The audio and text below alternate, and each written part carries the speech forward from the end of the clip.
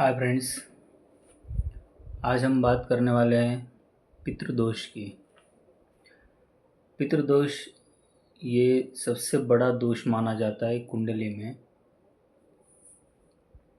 तो ये दोष बनता कैसे है, ये पहले मैं थोड़ा सा एक दो एग्जांपल दे के बताता हूँ। तो पितृदोष बनता है कि सपोज़ आपकी कुंडली में 5वें घर में राहु है या केतु है तो पितृदोष बनता है। अगर आपकी कुंडली में किसी भी घर में शनि और चंद्र एक साथ है तो फिर पितृदोष बनता है। अगर आपकी कुंडली में वृश्चिक लगन है तो फिर आपका पितृदोष बनता है। तो ऐसे बहुत सारे कारण हैं कि इसकी वजह से पितृदोष बनता है। मैंने एक दो एग्जांपल दिए। तो पितृदोष के एग्जैक्टली हमारे ज़िंदगी में क्या असर होते हैं पितृदोष के। तो पितृदोष होने का सबसे पहला असर ये होता है कि हमारे लाइफ में खुशियाँ कम हो जाती है। हैप्पीनेस डिवॉर्ड मतलब क्या कि हैप्पीनेस की कमी हो जाती है। पैसों का तो हम बात कर नहीं रहे हैं, पैसों की बात तो बाद में रहेगी, लेकिन हैप्पीनेस का कम होना ये कंफर्म है। बहुत सारे पितृदोष के केसेस मैंने ऐसे देखे हैं कि जिनके पास पैसा तो है लेकिन हैप्पीनेस बिल्कुल नहीं है। कुछ केसेस में ऐसा कंडीशन है कि पैसों की भी तंगी है, पैसों की प्रॉब्लम है, पैसों की प्रॉब्लम के साथ साथ फैमिली इश्यूज़ है। कुछ केसेस में पैसों की प्रॉब्लम, फैमिली प्रॉब्लम या फिर पैसों में अप एंड डाउन चल रहा है, जॉब्स नहीं मिल रही है। मतलब लाइफ के थ्रू आउट केसेस में देखा जाए तो लाइफ स्मूथली नहीं चलती है। लाइफ में हमेशा अप एंड डाउन चलते रहते हैं। लाइफ में कुछ ना कुछ तकलीफ़ें आती रहती है।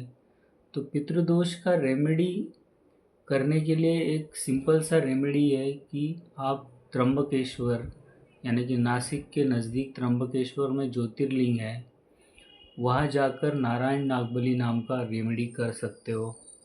अगर किसी को वहाँ जाना पॉसिबल है तो वहाँ जाकर 3 दिन रुककर वहाँ पे रेमेडी कर सकते हो। अगर आपको वो पॉसिबल नहीं है तो आप हमसे कांटेक्ट करके, हम भी रेमेडी करते हैं, हमसे कांटेक्ट करके भी आप रेमेडी कर सकते हो। तो ये पितृदोष जल्दी ख़त्म होने वाली चीज़ नहीं है। ये पूरी ज़िंदगी भर लाइफ में स्ट्रगल करने वाला केस है और ये एक जनरेशन से होकर दूसरे जनरेशन को ट्रांसफ़र भी होता है।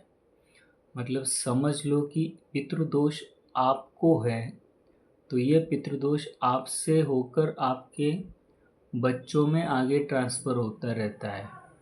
मतलब जनरेशन टू जनरेशन पितृदोष आगे ट्रांसफ़र होते जाएगा। तो ये पितृदोष ऐसा नहीं कि आपको है तो यहीं पे बात ख़त्म नहीं होती है। ये पितृदोष जनरेशन टू जनरेशन ट्रांसफ़र होता है। इसीलिए ये रेमेडी करना, इसको उपाय करना बहुत ज़रूरी है।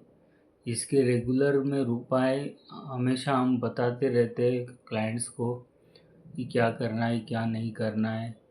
लेकिन मेरा ये मानना है कि पितृदोष बहुत सीरियसली लेना चाहिए, क्योंकि पितृदोष को जितना हम रेगुलर रेमेडी भी छोटे मोटे रहते हैं जो करते रहना चाहिए, क्योंकि वो करने से हमें बेनिफिट्स ज़रूर मिलते हैं।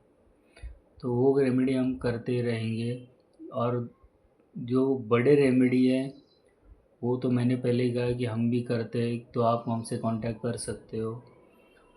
बाकी जिनको पॉसिबल है वो त्र्यंबकेश्वर जाकर भी रेमेडी करवा सकते हो। बस इतना ही कहना है। Thank you very much.